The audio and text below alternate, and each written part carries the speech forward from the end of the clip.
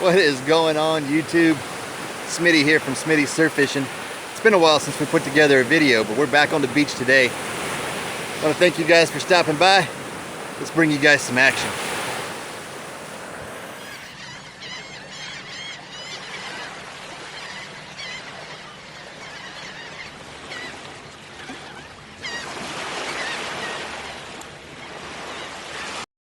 All right, we are out here on the beach with our new toy. This is the Fishing Surfer from Joyceway Hobbies. GPS autopilot enabled with a 500-meter range. We have 2 extra batteries. So far we've done 3 drops this morning with it. Plenty of battery power, and getting ready to put out another one. Already got it hooked up with a Smitty Surf Fishing swag. Little sticker there, and we're probably going to add some more to it, but y'all stick around. We'll send it out and show you how it works. All right, take you guys step by step of what we're doing. When we first come out, first we pop the hatch off here and connect our battery. You can see our GPS module up there, and then our trigger releases or our bait releases are back there. We'll go ahead and get this snapped on nice and tight. We got one latch there and then another one down here that seals it tight, and then it's got a nice gasket that runs all the way around the perimeter there. We have our 2 radio control transmitters, and then this antenna up front here is for our GPS. It also has 2 LED lights so we can run them at night, which we tested this morning. You can see Jack just turned those on. Blue up front in the bow, red in the stern. That way you have an orientation when you're running baits out at night, which way you're headed. If you look around back here, this is the bait door. Springs open. Additionally, as you can see right there, that's your bait release. That's where we run all of our baits. We don't put anything inside just yet. 2 motors, and if I didn't mention it before, it does have a depth finder. That's the transducer there, and it has a mobile receiver right here, little 4-inch display. Don't know if you guys can see that in the video when it cuts on, but does water temp, depth. Our last recorded depth was 5 foot, so that's what it's logged in at right now. But you'd be surprised running baits out there. In the trough, we're about 12 foot or so.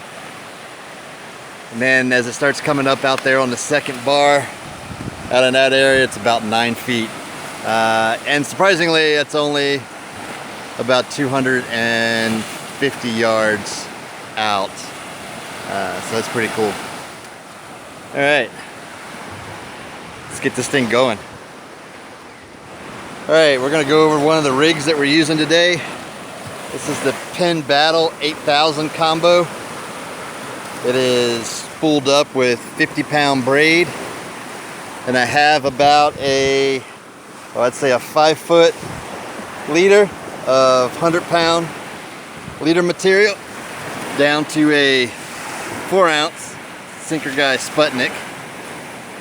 At the end of that, I used as a fresh whiting head, but I have about a 1-foot piece of 80-pound wire just as some bite protection in case we get something a little bit bigger than what we're planning on. We were using frozen blue runner that we had. We had one good run, but no pickups or no hookups. We're gonna try some fresh whiting. Really like this Battle 8000 combo. It'll handle whatever we're gonna catch out here. And I got that paired on a Battle 10-foot rod, heavy action. It should handle everything that we're gonna catch out here. So let's get some baits out. It's gonna go to C on the remote. That's going to retract our pin right here. We're just going to slide our wire up in there. I'll put the latch down. I'll go ahead and go to A. Go back to B, back to A. All right, that's got us locked in on the tray, and it's got our bait locked in right there. We're gonna take this out, drop it in the water, and send them out.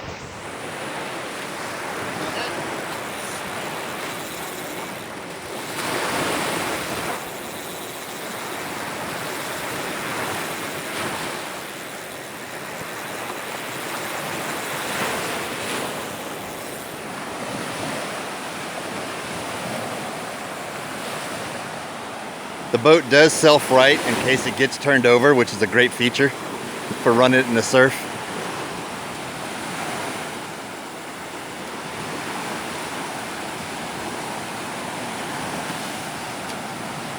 Once we get out to a location, we can GPS lock it so that we can make sure we send the bait right back out to that location. Then we'll hit another button on the remote and it will GPS return to home.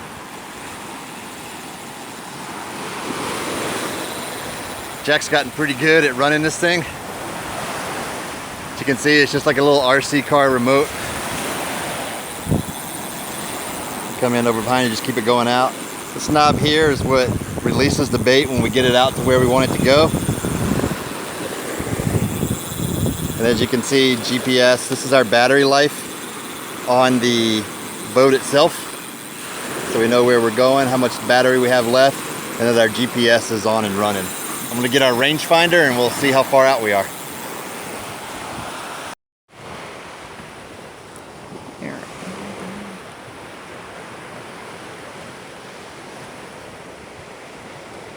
It's pretty hard to see, but there you can kind of see the depth of it going out. Yep, so when you mark a fish, it'll pop up the depth and kind of roughly where it's at, like the depth finder.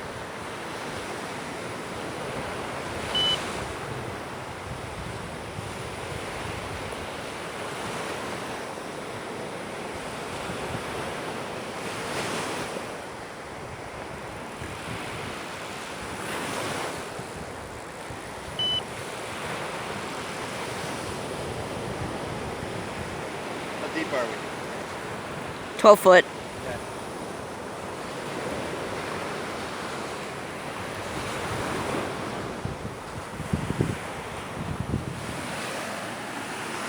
All right, you can see we're GPS return right now. I don't know if you can see the boat out there, but it's coming right back to the point of origin. We locked a spot out there and it's traveling back at about 10 miles an hour. Pass that to you. Get a good video of this thing coming in. You guys can see the fact that it does return, rights itself. Hopefully we can get it swamped.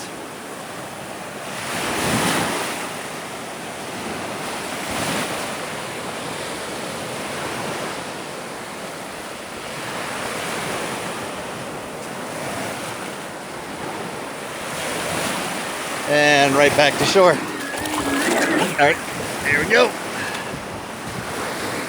All right, once we bring it back in, I do prop it up like that so that any water that may have gotten down in the cavity drains down to the back. We leave this open. When we get home,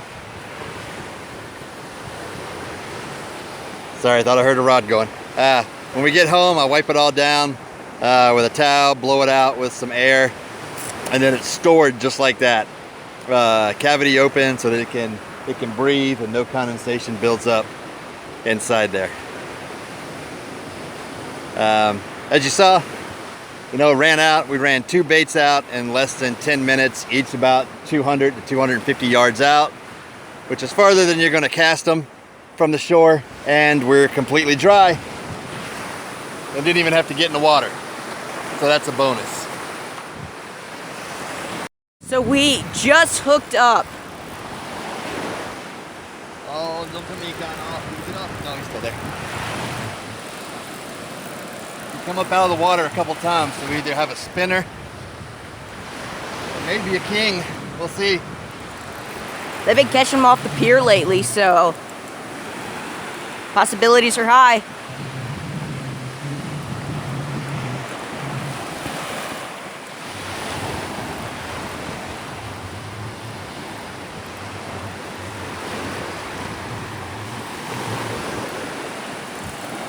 Coming in, right there.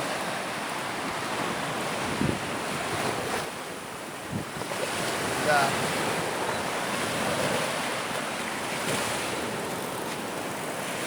Oh, you gotta be kidding me.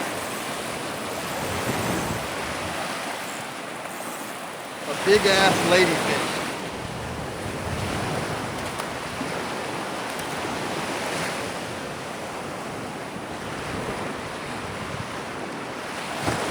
That is a fat lady. Holy cow.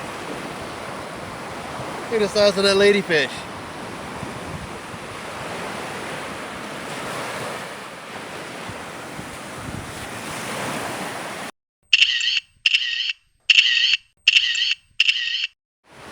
Alright, there's the other cool thing about the boat. It's got a nice carrying case with it. Nice sturdy canvas.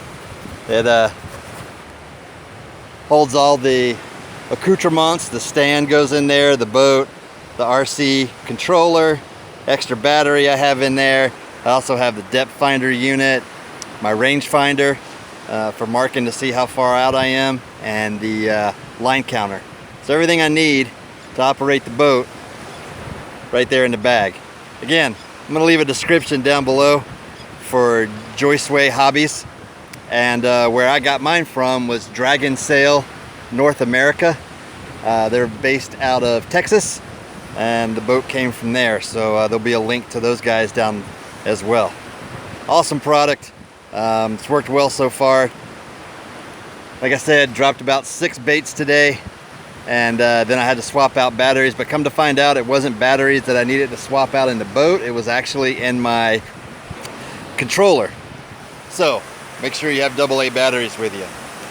We didn't today, so cut our fishing trip a little short, but the boat worked as advertised. As soon as we lost power from the transmitter to the boat automatically went into return mode. We were able to drop the bait that we had on there, intermittently connect it, but then it came right back to shore from the point of launch. So great feature with that boat. I highly recommend utilizing it, getting one.